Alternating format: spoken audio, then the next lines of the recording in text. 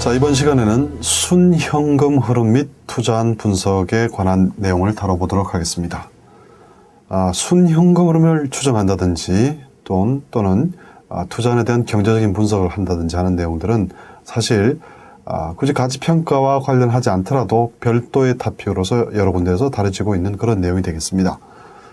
그러나 이렇게 가치평가를 다루면서 이러한 투자한 분석 혹은 사업 타당성 분석에서의 어떤 경제적인 분석이라는 내용은 가치평가와 관련해서 대단히 많은 시사점을 줄 수 있고 또 이론적인 측면에서 연결되는 부분들이 많기 때문에 먼저 별도의 장으로 해서 순현금 추정에 대한 내용들 그리고 투자한 분석에 대한 내용들을 다뤄보겠습니다.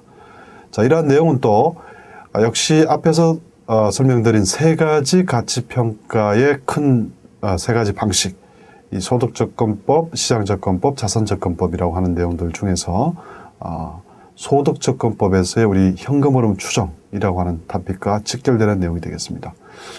어떤 의미에서는 벌써 소득접근법에 대한 내용들이 제5장에서부터 다루어지기 시작하고 있다, 이렇게 생각을 하셔도 무방할 것 같습니다.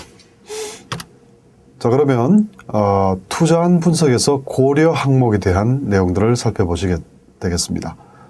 투자한 분석 혹은 투자안의 경제성 분석, 그 다음에 사업 타당성 분석, 그 내용 중에서 재무적인 분석이라는 내용으로 다뤄지는 토픽들인데요. 크게 봤을 때 세 가지 고려 항목을 우리가 투자안 분석에서 포함을 시키고 있습니다. 첫 번째가 이제 초기 투자비. 초기에 예를 들어서 1,000억을 투자를 했다.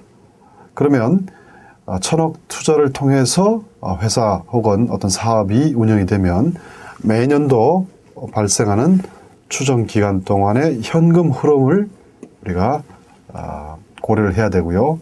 또 최종적으로 사업 기간에 남는 마지막 잔존 가치를 구해서 이러한 내용들을 통해서 투자한 분석을 하게 되는 것입니다. 자, 이러한 앞쪽에서 그래프에서 살펴보셨던 투자한 분석의 고려 항목은 다음과 같은 크게 한 4가지 정도의 분석 기법을 통해서 분석이 되는데요. 첫 번째가 회수기간법, Payback Period Method가 되겠습니다. 이 회수기간법이라고 하는 것은 투자에 소요된 자금을 회수하는 데 걸리는 기간을 기준으로 평가하는 기법이 되겠습니다.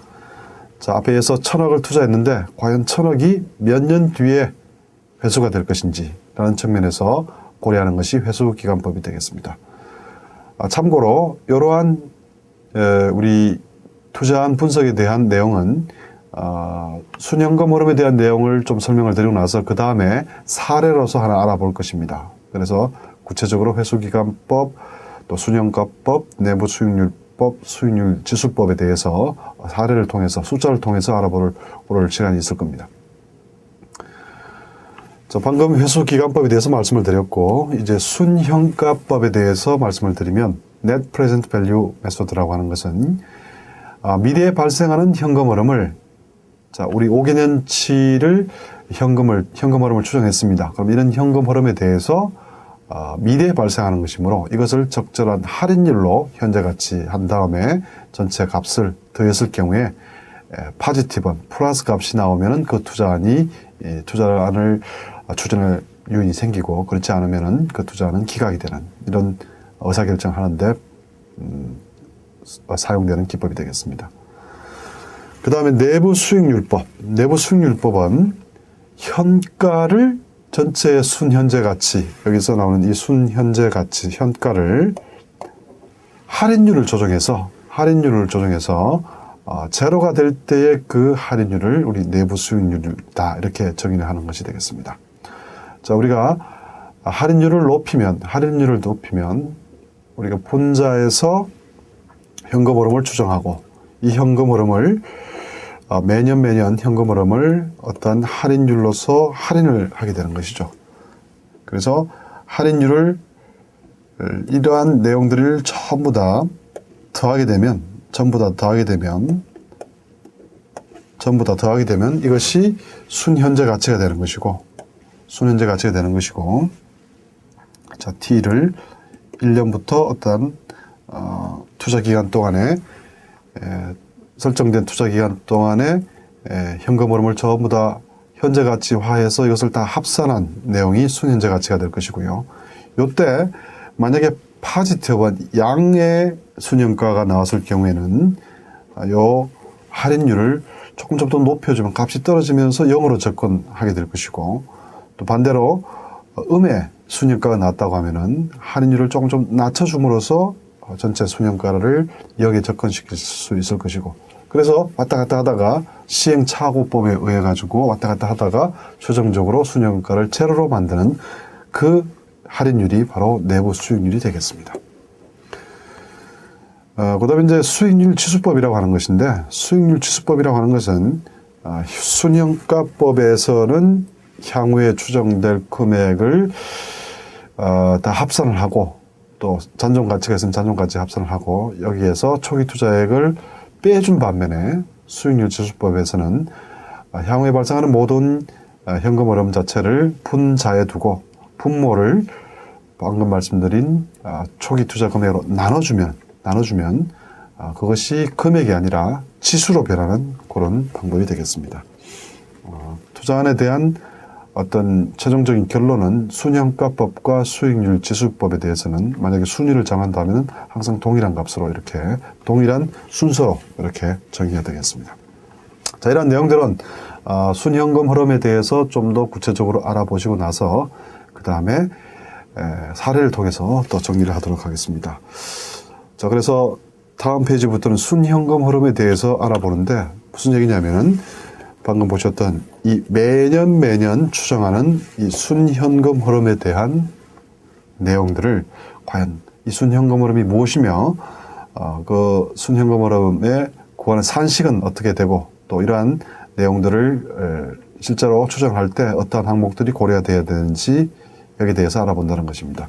이 초기 투자비라든지 잔존가치는 상대적으로 좀 쉽게 이해할 수 있는 개념이기 때문에 좀 가정을 통해서 사례를 통해서 이렇게 알아보도록 하고, 지금부터는 이 전체 순현금 흐름 매년 추정되는 이 순현금 흐름에 대해서 알아보도록 하겠습니다.